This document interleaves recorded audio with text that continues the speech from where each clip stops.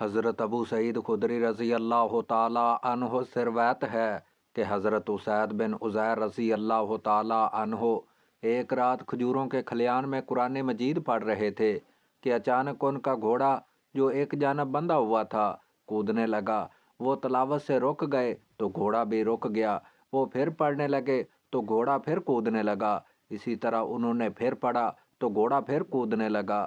حضرت اسید رضی اللہ تعالیٰ عنہ فرماتے ہیں کہ مجھے ڈر ہوا کہ کہیں یہ یحییٰ جو ان کے بیٹے ایک جانب سو رہے تھے ان کو نہ کچل دے۔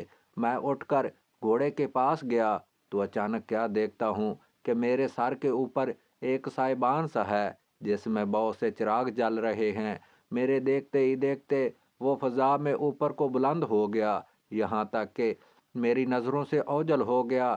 فرمایا میں نے صبح حضور نبی کریم صلی اللہ علیہ وآلہ وسلم کی خدمت اقدس میں حاضر ہو کر عرض کیا، یا رسول اللہ، آج آدھی رات کے وقت میں اپنے کھجوروں کے کھلیان میں تلاوت کر رہا تھا کہ اچانک میرا گھوڑا کودنے لگا۔ حضور نبی کریم صلی اللہ علیہ وآلہ وسلم نے فرمایا، اے ابن عزیر، تم پڑھتے رہتے؟ عرض کیا، میں نے پڑھا تو گھوڑا کودنے لگا۔ حضور نبی کریم صلی اللہ علیہ وآلہ وسلم نے فرمایا، اے ابن عزیر، تمہیں پڑھتے رہنا چاہیے تھا۔ انہوں نے عرض کیا، میں نے پڑھا تو گھوڑا پھر کودنے لگا۔ پھر حضور نبی کریم صلی اللہ علیہ وآلہ وسلم نے فرمایا، اے عزیر کے بیٹے، تم پھر بھی پڑھتے رہتے، تمہیں تلاوت قرآن مجید موقوف نہیں کرنی چاہیے تھی۔ عرض کرنے لگے، میں نے تلاوت موقوف کر دی کیونکہ یحییٰ گھوڑے کے قریب سو رہا تھا۔ مجھے خوف ہوا کہ کہیں گھوڑا اسے کچل نہ دے۔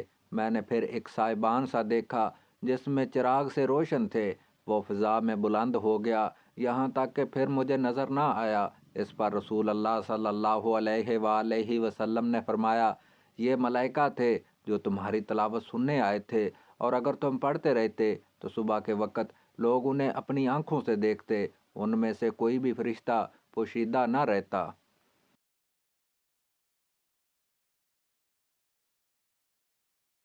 حضرت عبداللہ بن عباس رضی اللہ تعالیٰ عنہما سے روایت ہے کہ ایک آدمی حضور نبی کریم صلی اللہ علیہ وآلہ وسلم کی خدمت اقدس میں حاضر ہو کر عرض کرنے لگا، یا رسول اللہ، آج رات میں نے خواب دیکھا ہے کہ میں ایک درخت کے پیچھے نماز پڑھ رہا ہوں۔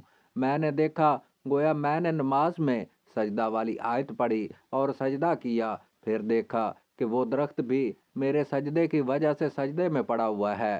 میں نے سنا کہ درخت سجدے میں پڑے پڑے کہہ رہا ہے، اے میرے پروردگار، اس سجدہ کی برکت سے میرے لیے اپنے پاس اجر لکھ دے، اسے میرے لیے اپنے پاس خزانہ بنا دے، مجھ سے گناہ دور فرما، اور اسے میری طرف سے ایسے قبول فرما جیسے تو نے اپنے مکرم بندے حضرت داؤد علیہ السلام سے قبول فرمایا تھا۔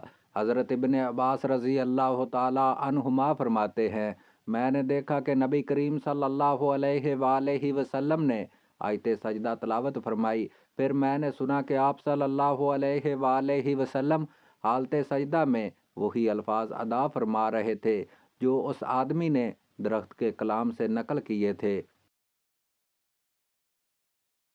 حضرت سہل بن معاذ رضی اللہ تعالیٰ عنہ اپنے والد سے روایت کرتے ہیں کہ رسول اللہ صلی اللہ علیہ وآلہ وسلم نے فرمایا، جس نے قرآن پاک پڑھا اور اس پر عمل کیا تو اس کے ماں باپ کو قیامت کے دن ایک ایسا تاج پہنایا جائے گا جس کی روشنی اس دنیا میں لوگوں کے گھروں میں چمکنے والے سورج کی روشنی سے زیادہ ہوگی۔ تو اس کے بارے میں تمہارا کیا خیال ہے؟ جس نے خود اس پر عمل کیا، یعنی اس کے ماں باپ کو تاج پہنایا جائے گا، اور اس کا اپنا مقام تو اللہ تعالیٰ ہی خوب جانتا ہے۔ حضرت عبداللہ رضی اللہ تعالیٰ عنہ سے روایت ہے، وہ فرمایا کرتے تھے، بے شک یہ قرآن اللہ تعالیٰ کا دسترخوان ہے، بس جو اس دسترخوان میں شامل ہو گیا اسے امن نصیب ہو گیا۔